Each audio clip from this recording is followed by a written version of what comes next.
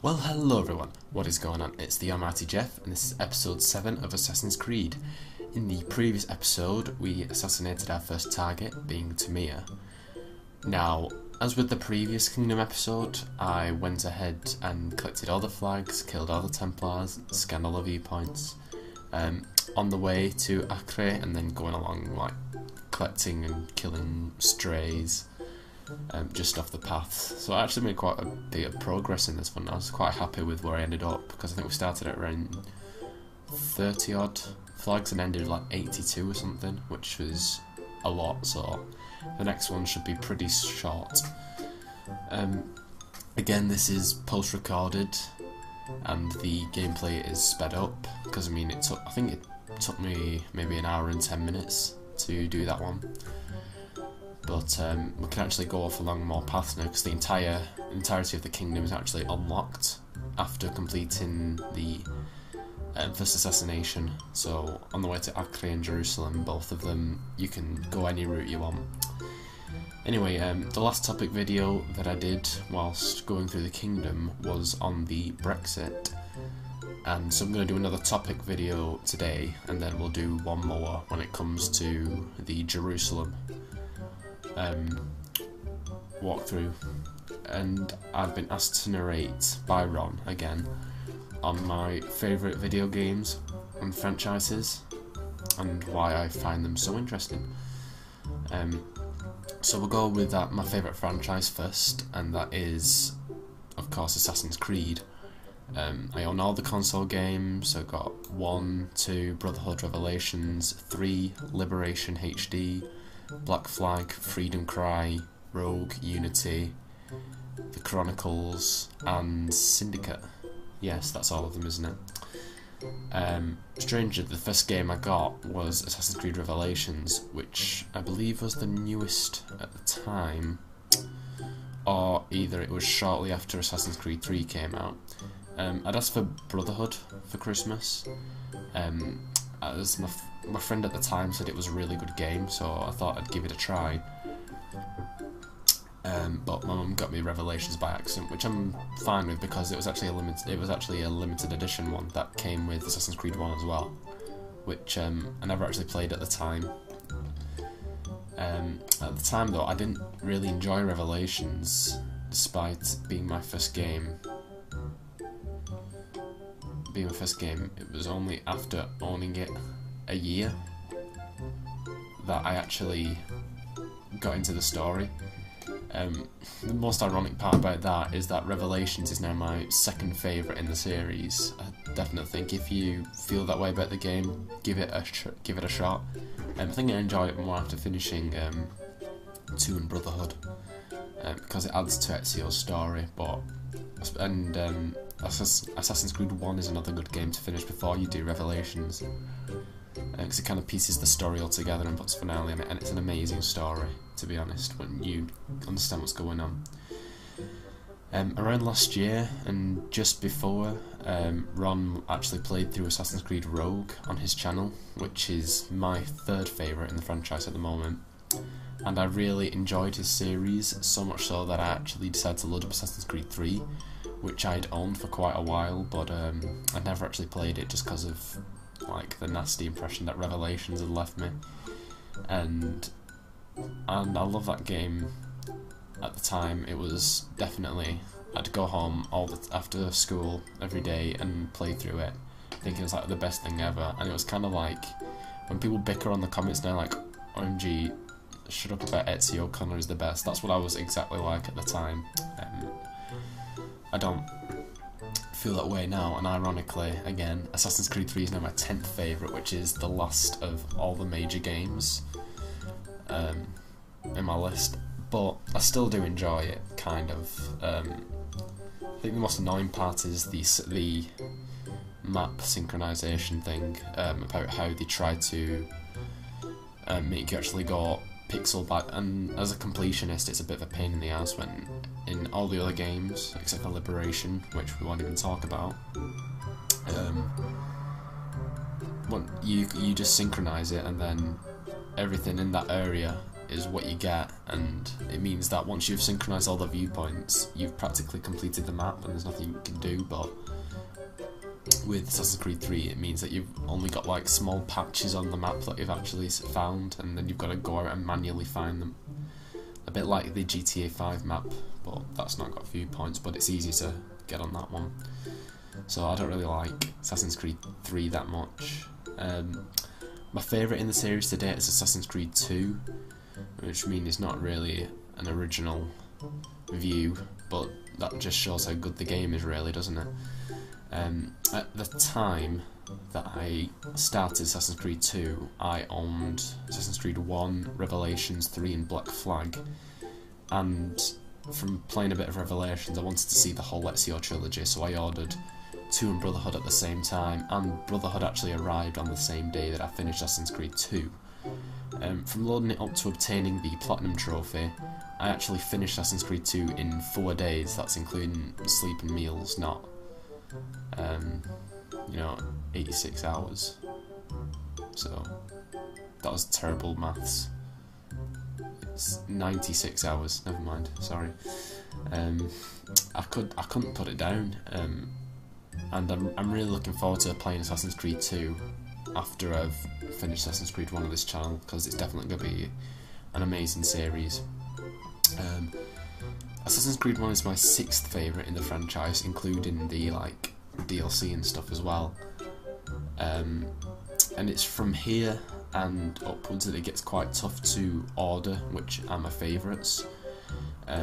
I get why some people don't really enjoy this game, as it's the first, it's the least developed, and the collectibles are quite tedious and the story is quite repetitive. But over the holiday that I was just on, I read Assassin's Creed The Secret Crusade, and it's the one that narrates Altair's life, and I've started to enjoy it a lot more, especially now that I know all about what's going on with the Crusades, the roles that the Templars had in each. I never really paid it much attention when playing the game originally, but now I definitely do. So on to about my favourite game.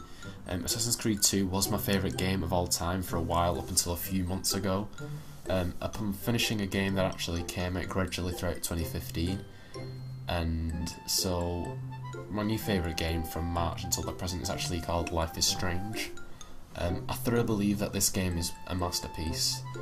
Though from the first episode it appears just to be like an interactive team drama simulator, which a lot of negative reviews made about the first episode. But from episode 2 onwards it's quite the emotional roller coaster. It's a game I definitely recommend that you try out playing, definitely, especially now that episode 1 is free across all consoles and PC. So at least give that one a try, and then if you enjoy the mechanics, then I recommend you move on and buy the season pass. But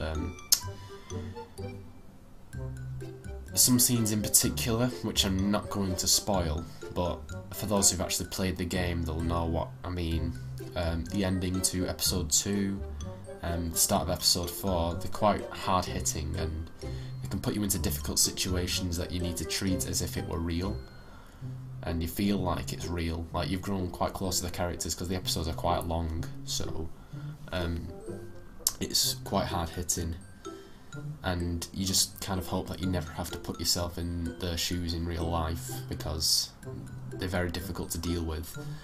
There are amazing plot twists. Every decision that you make affects interactions with characters into the story. You can try to help everyone, or you can screw up their lives, a bit like The Sims really. But nothing like The Sims at all in the same way.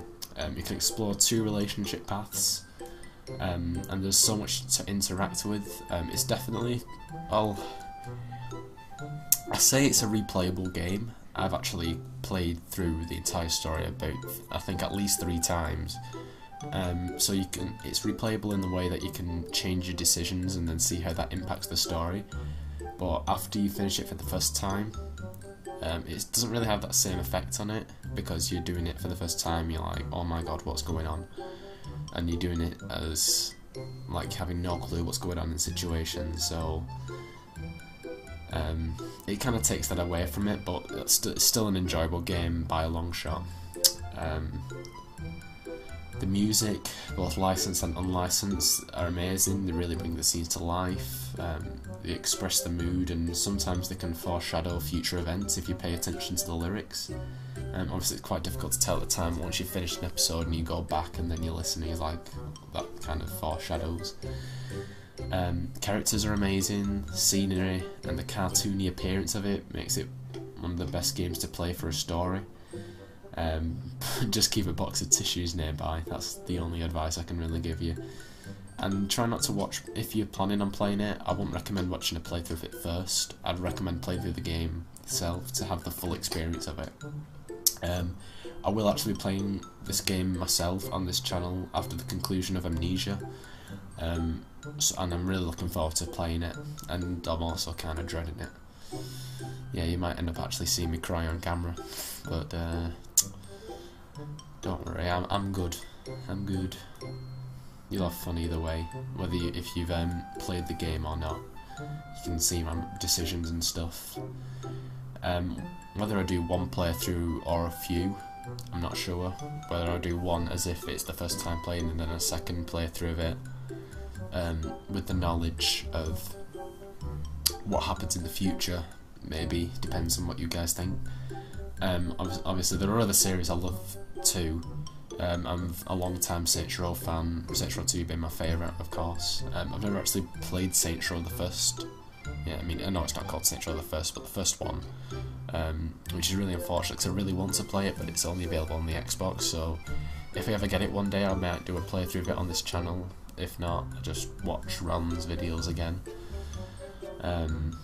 But Saints Row the Third is another good game. I really enjoy that one as well. I don't get why it gets so much hate. I mean, I know it's not as good as Saints Row 2, but it's still a good game, I think. 4 was disappointing. I actually pre-ordered the special edition of Saints Row 4 when it came out, and it was good for the first playthrough, but you can tell where it went downhill, and Get Out of Hell is pretty crap, to be honest, but we'll play through all of them anyway. Uncharted, that's another awesome series. I've played them all except for A Thief's End, which is the latest one, and I think it's the last in the franchise, so I'm going to be playing through the whole series of that eventually. I enjoyed The Sims as well, even though it's not really a story one. It's a good game to play if you're bored and stuff. I like The Sims 1, which a lot of people kind of shrug off because it's got limited features and stuff like that, but it's original, and it's actually quite terrifying to children, especially the danger themes. Yeah, it's not a game to play at midnight, I'm telling you that, especially if you get burgled, you'll crap your pants. I think if you go to my original channel, I think maybe episode 12 of my expansion pack series, I think I got burgled on that, and I'm like, oh my god, what is going on? Any Bethesda game, they're all really good. The Fallout series, the Elder Scrolls, stuff like that, they're all good games.